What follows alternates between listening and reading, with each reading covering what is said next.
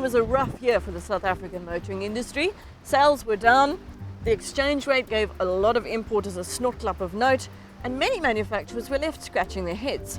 Not this one. Mazda claims it was one of only 4 brands to show growth locally in the last year, and that was largely down to sales of the Mazda 2, launched almost a year ago, and the CX-3, the Japanese manufacturer's contender in the SUV market.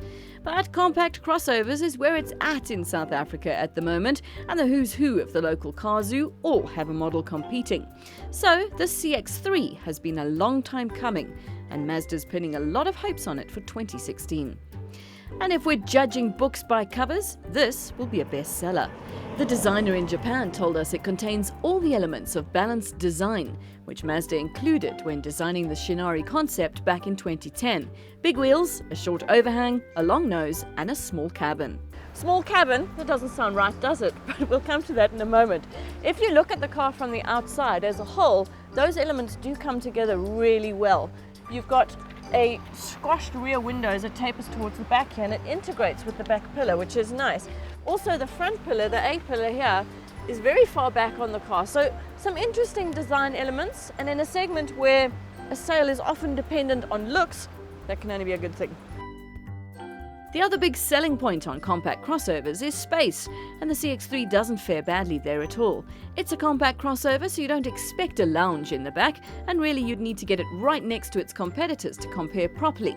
But on the face of it, it feels good, and the 264-litre boot sounds spot on. It's the quality of materials that's going to have you oohing and ahhing on the inside though, because they haven't skimped at all, and it really shows. There's a variety of different touches and textures of materials, like this brushed silver here, a lovely soft leathery feeling here, and spatterings of red around the cabin. Not just any red, mind. When we were in Japan, the interior designer told us that they had over 100 different samples when choosing this red, and they settled on this one. That's got a slight hint of blue in it, if you care. The seats are also something that receive particular attention. Apart from being squishy and really comfortable, you should also notice their placement. So Mazda wanted to find that sweet spot between the raised seating position that people so enjoy in crossovers without losing the stability of the car.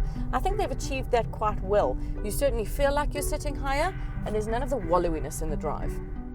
So let's talk about the drive. There's only one engine across the 5 derivative range, a 2-litre petrol putting out 115 kilowatts and 204 newton meters. It's more than enough for pottering around town. Very easy to drive, very comfortable, and lovely road holding. We're in the auto, but there is also a 6-speed manual. The auto is fine. It's actually quite smooth if you're driving normally. If you do like a little bit of spirit under your right foot, you are going to feel frustrated, because it takes about a year after you've put your foot down for the gears to change down, and then you've got this wonderful drone in your ears as it decides to change. So no, don't drive it spiritedly. Other than that, it's fine. The CX-3 is on the Mazda 2 platform, although you wouldn't guess it in either size or demeanour. Pricing starts at just over 250,000 Rand, and that'll get you a decent enough spec to start with. This top-of-the-range individual model that we're driving is closer to 320,000 Rand, and for that you get things like a heads-up display, cruise control, reverse camera, and a navigation system that I found incredibly frustrating, but I'm sure after a few weeks of ownership you'll have it all sussed. The other really irritating thing was wind noise when we first started driving the car, which I thought was because of these particularly large mirrors, which are quite strangely placed quite far back rather than on the usual A-pillar where you find them. Then I realized, hey, we're in Cape Town! We changed direction and there wasn't any more wind noise. The CX-3 is only available in 2-wheel drive at the moment, only in 2-litre and only in petrol. Even with this small range of derivatives though, Mazda is hoping to take a chunk out of the compact crossover market, squaring up against the likes of the Ford EcoSport, Renault Captur and Honda's HR-V. This is one of the fastest growing segments in the South African car market, as people look to find something with a little bit more space than a sedan, and something with the comfort and security that comes with that higher ride height. The CX-3 may not be the cheapest of the lot, but it's incredibly comfy and a really enjoyable drive. if you're not an enthusiastic driver. It's a real looker with decent spec, and it would definitely be on my shopping list if I was looking for a car in this price range.